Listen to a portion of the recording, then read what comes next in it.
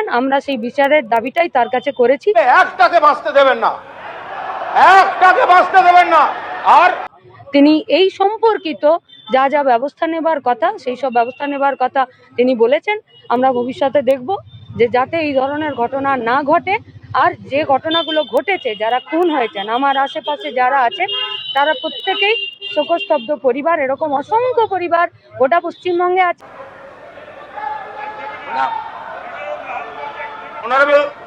Honourable chief মিনিস্টারকে বলবো, chief minister যা যা অ্যাকশন নিচ্ছেন পূর্ণ সমর্থন করছি, কিন্তু কিন্তু কিন্তু তৃণমূল থেকে গেল, মাননীয় মুখ্যমন্ত্রীর বালিঘাট তৃণমূল থেকে গেল, আসল দাবি করা তৃণমূল পালিয়ে গেল।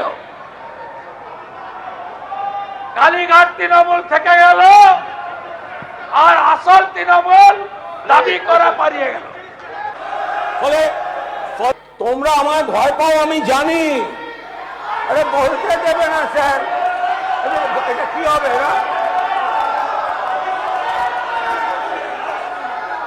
একটা খালিকে আপনি একজন ধর্ষণের অভিযুক্তকে বিরোধী দলনেতা করবেন, আর আপনি আমরা বলার সময় আপনাদের লোকেরা বাধা দেবে, এটা কি করে চলবে? আপনাকে কি করে চলবে? কোর্টে আসুন, এত ইচ্ছা থাকলে কোর্টে আসুন, ডেটে আসুন। আরে কোর্টে আসুন না, কে বারণ করেছে? এখন আমি ওখানে যাচ্ছি, ওখানে উনি ফোন করে আমি অন্য বিষয়ে তুলতে চাই না, কিন্তু ওনারা যে আমায় গুরুত্ব দিচ্ছেন, আমাকে তো তাহলে নারদার ভিডিও ফুটেজের নামের তালিকাটা বলতে হয়। তাহলে বলবেন তো, বলবেন তো আপনাদের পার্টি অফিস থেকে দেখিয়েছিল, বলবেন তো?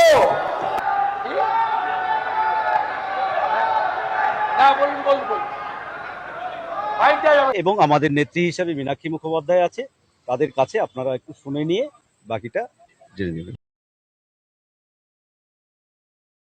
বিধানসভায় মুখোমুখি শুভেন্দু অধিকারী, মুখ্যমন্ত্রী এবং মীনাক্ষী মুখার্জি।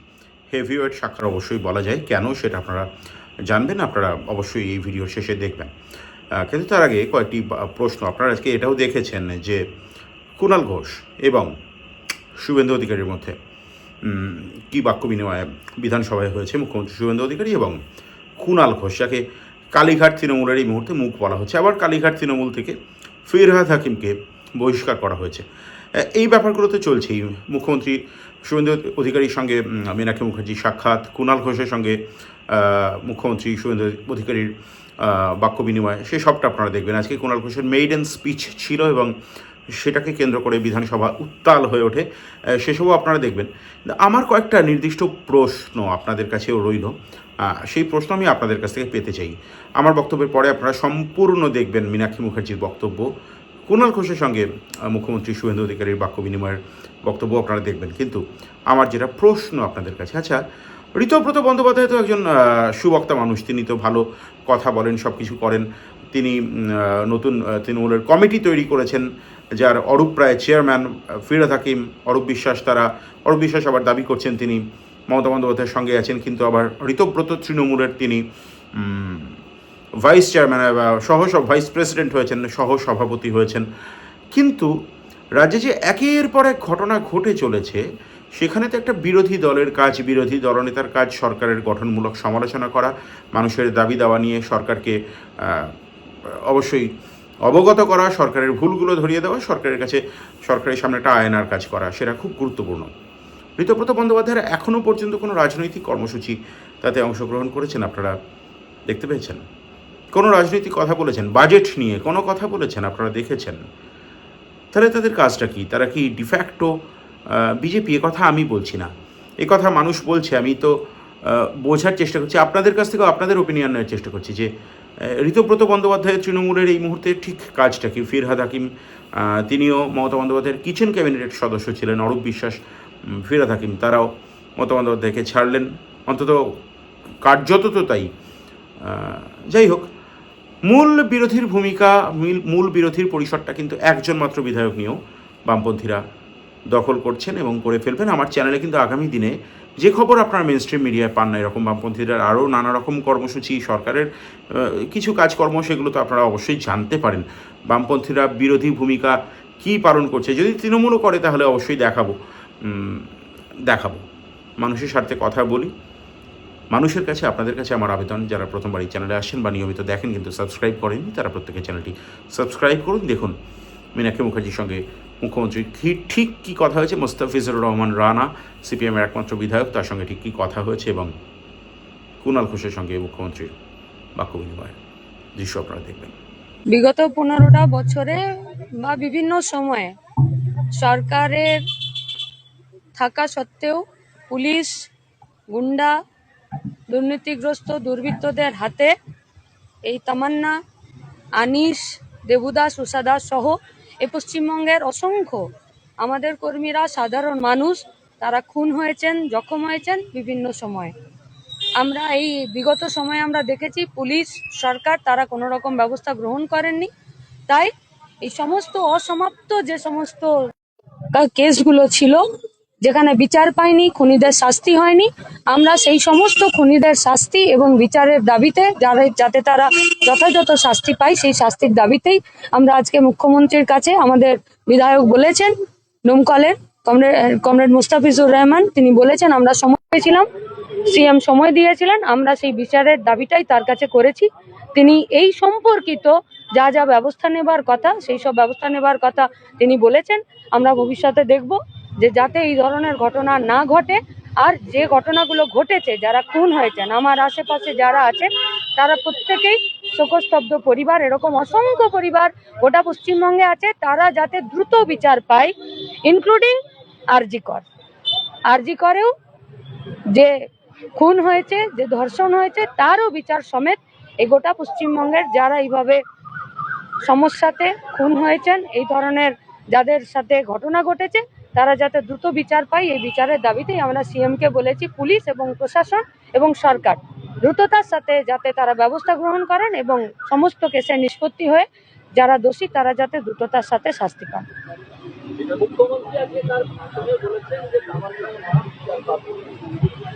আমরা চাইবো গোটা পশ্চিমবঙ্গের তামান্নার মা, আনিসের বাবা, দেবুদাস উষাদাসের ছেলে, কামদুনি, এই সমস্ত শুরু করে গোটা রাজ্যে অসংখ্য এই ধরনের ঘটনা আছে যা মিডিয়াতে ততটা সামনের সারফেসে আসেনি। এ ধরনের অসংখ্য ঘটনা আছে যে ঘটনাগুলো পুলিশের কাছ অবধি যেতে পারেনি, কোর্ট পর্যন্ত গড়াতে পারেনি। এ ধরনের অসংখ্য ঘটনা আছে, সেই সমস্ত ঘটনাগুলো যেগুলো পুলিশের কাছে আসেনি, কোর্ট অবধি গড়ায়নি, সেগুলোর কি করে কি হবে আমরা জানি না। নিশ্চিতভাবে পশ্চিমবঙ্গে একটা পরিবেশ তৈরি হবে কি হবে না সেটা ভবিষ্যৎ বলবে।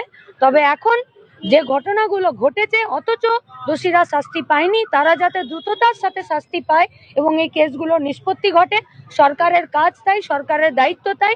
তাই আমরা সরকারের প্রতিনিধি হিসাবে সিএম এর সঙ্গে আমরা দেখা করেছি। উনি এই কাজগুলো করার জন্য যা যা প্রয়োজনীয় পদক্ষেপ, সেই পদক্ষেপগুলো গ্রহণ করার ক্ষেত্রে উনি কথা বলেছেন, আমরা দেখব। হ্যাঁ, আজকে আমাদের বিধায়ক রানাদা, মীনাক্ষীদি কথা বলেছিলেন, তারপরে ডেট ফিক্স করে আমাকে এখানে নিয়ে এসেছেন, আমাদের সবাইকে নিয়ে এসেছে। তো সিএম আশ্বস্ত বললেন যে আমি ওনার কাছে দাবি রেখেছিলাম যে আমার যে ক্ষতিটা হয়েছে তার জন্য আমি যাদের চাই, বিচারটুকু যা আমি চাই, শাস্তি চাই, যারা দোষী তাদের শাস্তি চাই। তো উনি আমাকে আশ্বস্ত করলেন যে ওনার শাস্তি উনি দেবেন, উনি আছেন, দেখছেন এবং দেখবেন। পুরোপুরিভাবে আমাকে আশ্বস্ত করলেন। আমি ভরসা নিয়ে ফিরে আসলাম, ভরসা পেলাম। হ্যাঁ, এখন আমি ওখানে যাচ্ছি, ওখানে উনি ফোন করে দিলেন, সিএম ফোন করে আমাদেরকে ওখানে পাঠালেন, তো ওখানে যাচ্ছি। আজকে আমাদের মাননীয় মুখ্যমন্ত্রীর কাছে আমি গত এক সপ্তাহ আগে সময় চেয়েছিলাম যে তামান্নার মা, আনিস খানের বাবা এবং হচ্ছে যে আমাদের দীপঙ্কর দেবুদাস এবং তার স্বস্তিক পুড়িয়ে মারা হয়েছিল 2018 সালে পঞ্চায়েত নির্বাচনে। ওনার ছেলে তখন ছোট ছিল। এখন হচ্ছে যে দেখতে পাচ্ছেন তামান্না, আপনারা সবাই জানেন, নদিয়ার কালীগঞ্জে নির্বাচন উত্তর পরিস্থিতিতে বিজয় মিছিলে আমাদের তামান্নাকে খুন করেছিল। আর আনিস খান, সেটাও আপনারা সবাই জানেন, সেই সময়ের আর মীনাক্ষী মুখার্জি আমাদের পার্টি কেন্দ্রীয় কমিটি মেম্বার সহ আমরা চিফ মিনিস্টারের কাছে, মুখ্যমন্ত্রীর কাছে সময় চেয়েছিলাম। আজকে উনি 4টের সময় দিয়েছিলেন, কিন্তু যেহেতু আমাদের বিধানসভা একটু অনেকক্ষণ চললো, তাই তারপরে আমরা ওনার কাছে নিয়ে গিয়েছিলাম। এবং এই কেসগুলো সকলেই জানেন যে সঠিক যে বিচার পাওয়ার দরকার সেইটা পেয়েছিল না বলেই আজকে আমরা মুখ্যমন্ত্রীর কাছে দরবার করলাম। উনি খুবই সহানুভূতির সাথে বিষয়টা দেখার আশ্বাস দিয়েছেন আমাদেরকে, এবং তামান্নার মার সঙ্গে আলাদাভাবে কথা বলা, আনিস খানের বাবার সঙ্গে, দীপঙ্করের সঙ্গে আলাদাভাবে কথা বলে যা বিষয় আছে, এবং আমাদের দলের নেত্রী হিসাবে মীনাক্ষী মুখার্জি আমাদের সাথে ছিলেন। তিনি এই 3টে কেসই না, গোটা রাজ্যে আরও এইরকম অসংখ্য কেস আমাদের আছে, সেই বিষয়েও আমরা মুখ্যমন্ত্রীর কাছে আবেদন রাখলাম যাতে সেই কেসগুলো রিওপেন করা হয় এবং যাতে আসামিরা, যারা দোষীরা, শাস্তি পায়। তখন উনি সেই কেসগুলোর ব্যাপারেও একটা ডিটেলস আমাদেরকে গোটা পার্টি, এবং বললেন যে রাজ্যের পার্টির ডেলিগেশনও প্রয়োজনে ওনার সাথে দেখা করতে পারেন। এই কথা বলে তিনি এখন আমাদেরকে ডিজিপির কাছে ভবানী ভবনে যাওয়ার জন্য বললেন এবং ডিজিপিকে ফোন করে দিলেন। আমরা এখন ডিজিপির কাছে যাব, তার সাথে তিনার সাথে দেখা করব এবং টোটাল বিষয়গুলো বলবো।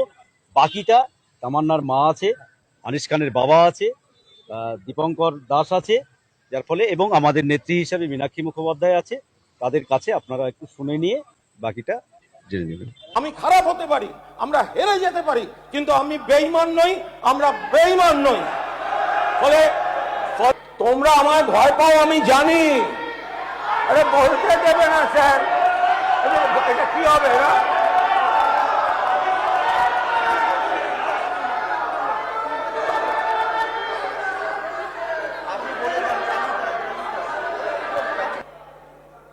রেড রোডে নামাজ পড়ার জন্য ছুটির দিন 2 ঘন্টা লাগতো, আর যোগ করার জন্য 7 দিন ওয়ার্কিং ডেতে রেড রোডটা বন্ধ ছিল। সহযোগিতা করেছে। এটাও কার্যবিবরণীতে যাবে না, তবে নামাজ হবে না, এটা কোনো কথা স্যার? এটা বলছে নামাজ হবে না, এটা কোনো কথা?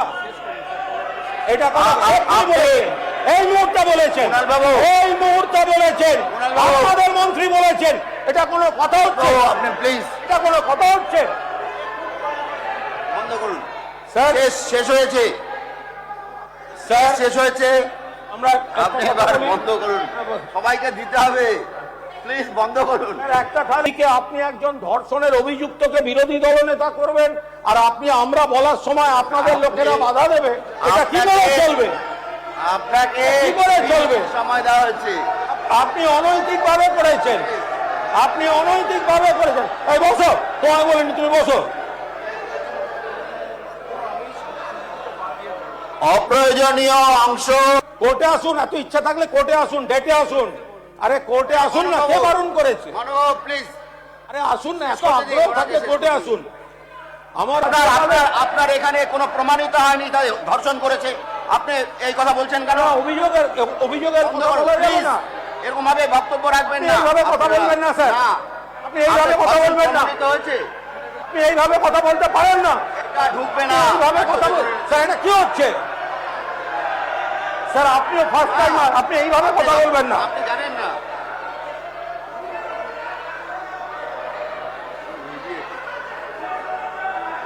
সজল, সজল, সজল, সজল, তোমার বাড়িতে যেদিন পুলিশ লাথি মেরে দরজা ভেঙেছিল, এই কুণাল ঘোষ প্রকাশ্যে প্রোটেস্ট করেছিল।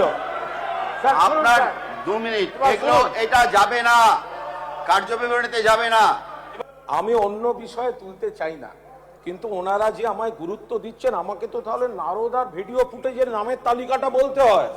তাহলে বলবেন তো, বলবেন তো, আপনাদের পার্টি অফিস থেকে দেখিয়েছিল, বলবেন তো? নামটা মনে রাখবেন, কুণাল কুমার ঘোষ। আরে ওয়াশিং মেশিনে কে কে গেল, নামগুলো ভাবুন। পুরোনারা অকারণে কেন পাপ ঘায় নিচ্ছেন? শুনুন, মাননীয় সদস্য কুণাল ঘোষ ওয়াশিং মেশিনের শব্দ উচ্চারণ করেছেন, এটা কার্যবিবরণীতে যাবে না।